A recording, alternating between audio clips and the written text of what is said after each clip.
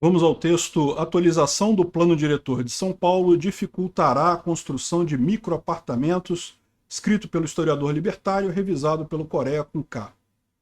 Então, vamos lá. O plano diretor de São Paulo fracassou no objetivo de baratear o preço dos apartamentos e melhorar o trânsito. A nova proposta, no entanto, irá encarecer ainda mais os microapartamentos. Em sua visão libertária, sua fonte de informações descentralizadas e distribuídas. Esse artigo foi sugerido e escrito por historiador libertário, revisado por Coreia com K e narrado por mim, Peter Turguniev. O atual plano diretor da cidade de São Paulo estimula a construção de apartamentos menores e próximos de linhas de transporte. Isso ajuda os trabalhadores e melhora o trânsito. Infelizmente, o resultado não foi alcançado devido aos altos preços dos apartamentos. Devido a isso, uma proposta para atualizar o plano diretor da capital paulista será entregue à Câmara de Vereadores até o final de março. A nova proposta, infelizmente, dificultará ainda mais a construção de microapartamentos. A Prefeitura irá propor que construtoras façam vagas de garagem.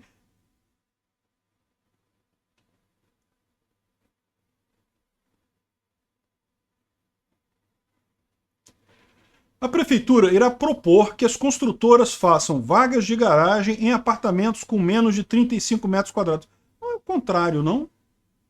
Não é a Prefeitura ia proibir vagas de garagem em apartamentos pequenos? Eu tinha lido que era o contrário, que era proibir.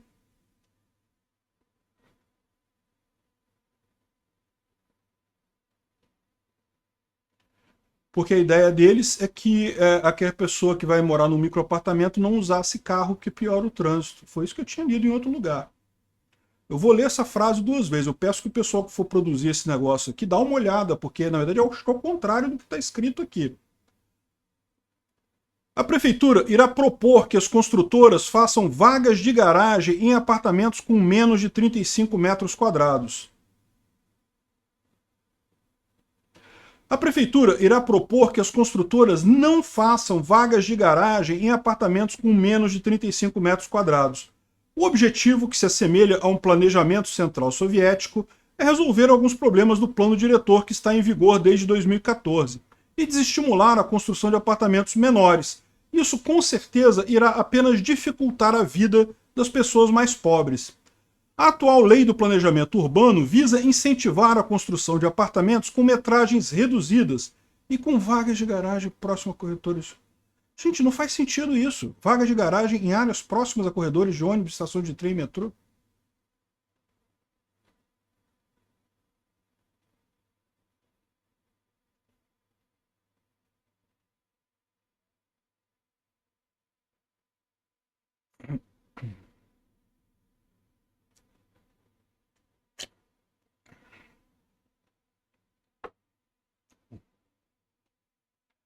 Vou ter que confiar que a pessoa que escreveu o texto sabe o que está falando, né? A atual lei do planejamento urbano visa incentivar a construção de apartamentos. Como é que é? Atual lei? Peraí, essa é a atual ou é a nova?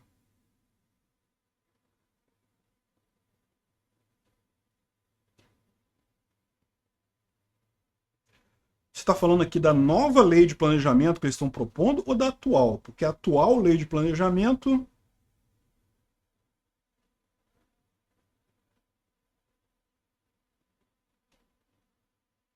Eu vou ler como está escrito aqui, seja o que Deus quiser. A atual lei de planejamento urbano visa incentivar a construção de apartamentos com metragens reduzidas e com vaga de garagem em áreas próximas a corredores de ônibus, estação de trem e metrô. O efeito esperado dessa lei era diminuir o trânsito local, mas não foi alcançado. As pessoas compravam os microapartamentos e os colocavam para alugar em plataformas como o Airbnb, mantendo o mercado com alta demanda, não diminuindo o preço do metro quadrado.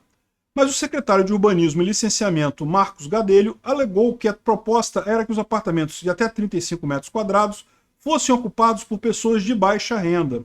E para contextualizar melhor, o Plano Diretor de São Paulo é composto por várias diretrizes que abrangem áreas como habitação, meio ambiente, mobilidade urbana, patrimônio cultural. É uma forma da classe política centralizar as decisões sobre como a cidade deveria ser, quais mudanças são permitidas ou proibidas nas residências e demais construções, em vez da própria sociedade decidir isso de forma livre e descentralizada, baseada em suas demandas e necessidades. Os políticos acabam ditando como e onde as residências devem ser construídas. Isso, os ditadores... Isso...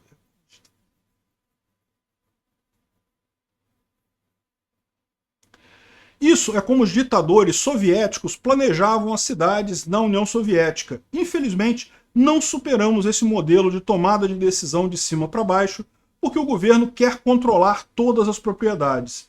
Entre as principais diretrizes do plano diretor da cidade, destacam-se um aumento da oferta de moradias em áreas centrais e próximas a transporte público, a promoção da mobilidade sustentável e a preservação do patrimônio cultural e ambiental.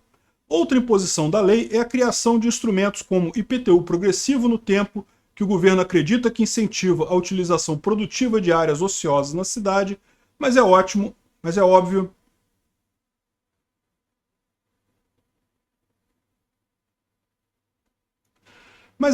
que o IPTU acaba sempre encarecendo o custo da residência, impactando a vida dos assalariados.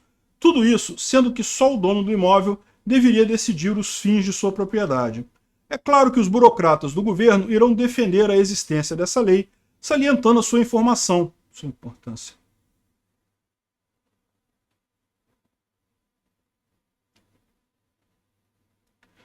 Salientando a sua importância, usam argumentos de que o plano promove equidade social, redução de desigualdades territoriais, melhoria da qualidade de vida e proteção do meio ambiente.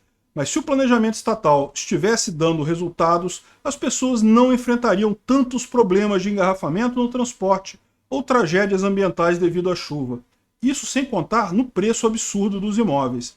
Esse planejamento urbano centralizado, por outro lado, tem reduzido o aproveitamento de terreno devido a certas proibições, estimulando a constituição...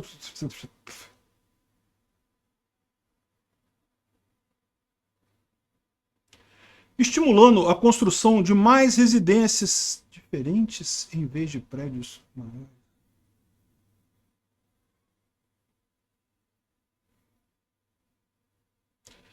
Estimulando a construção de mais residências diferentes em vez de prédios maiores. Quando a cidade cresce para os lados ao invés de crescer para cima, os centros de trabalho ficam mais distantes.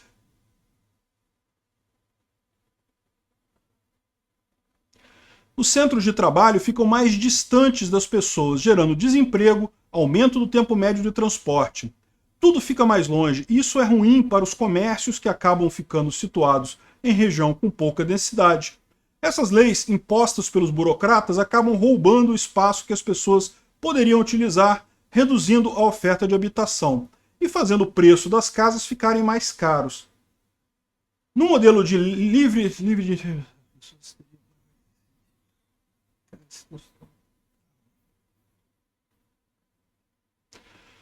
No modelo livre de intervenção governamental, as pessoas teriam melhores incentivos para construir residências que lhes trouxessem os melhores resultados e qualidade de vida.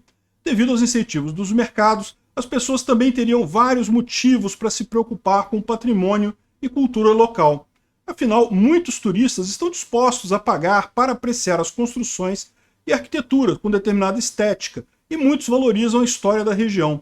Por isso, a ideia de que somente os políticos e burocratas têm interesse numa melhoria da cidade é uma visão muito restrita da realidade. Nessas cidades que visam atrair turistas, as pessoas com certeza irão estudar os melhores métodos de melhorar a locomoção e o acesso das pessoas ao lazer, entretenimento e cultura. E é claro que as pessoas não precisarão inventar a roda, basta copiar os modelos que deram certo e tornaram as grandes cidades mais organizadas, com vantagem para seus moradores. Enfim, a solução capitalista libertária é a privatização de todo o espaço hoje considerado do governo, como ruas, estradas, praças e outros. Assim, só os donos terão direito e legitimidade de decidirem o que fazer ou não. O governo, na verdade, nunca se apropriou de um território de forma justa e ética. Ele apenas se incumbe para si o seu domínio. Ele apenas se incumbe para si. Ficou estranho.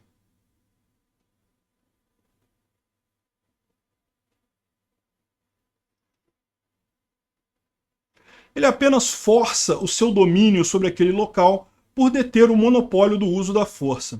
Toda área deveria pertencer a indivíduos ou grupos de pessoas que possuam ou que usaram primeiro a propriedade.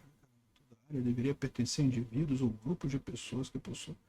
Mais uma frase enorme. Frases e frases. A pessoa escreve cartas entre pontos.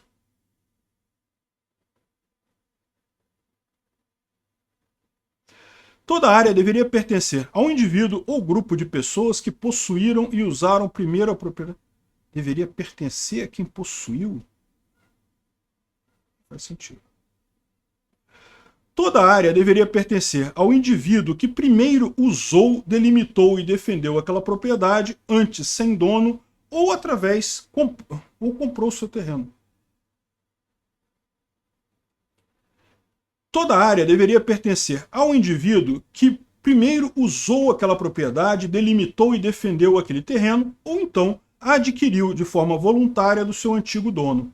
Além disso, quando as pessoas são obrigadas a pagar imposto de residência, elas estão, em outras palavras, pagando uma concessão ao governo para manter sua propriedade. A propriedade, na verdade, só é totalmente da pessoa se ela tiver controle absoluto sobre ela e puder modificá-la do jeito que achar melhor, sem precisar cumprir a exigência do governo. A propriedade, na verdade, só é totalmente da pessoa se ela tiver controle absoluto sobre ela e puder modificá-la de forma que achar melhor, sem precisar cumprir exigência do governo. Portanto, qualquer plano diretor representa uma violação direta do direito de propriedade que cada dono deveria ter sobre o seu imóvel. Obrigado por sua audiência. Se você gostou desse vídeo, clique no ícone de curtir abaixo, compartilhe o vídeo em sua rede social. Se você deseja ser notificado de outros vídeos, clique em se inscrever e depois no ícone da campainha. Até a próxima. Achei fraco o texto, não gostei não. E estou na dúvida se o texto está certo ou errado. Porque ele explicou no final das contas. Como que eles proibiram, obrigando a construir garagem? Não explicou exatamente qual foi o ponto central da história.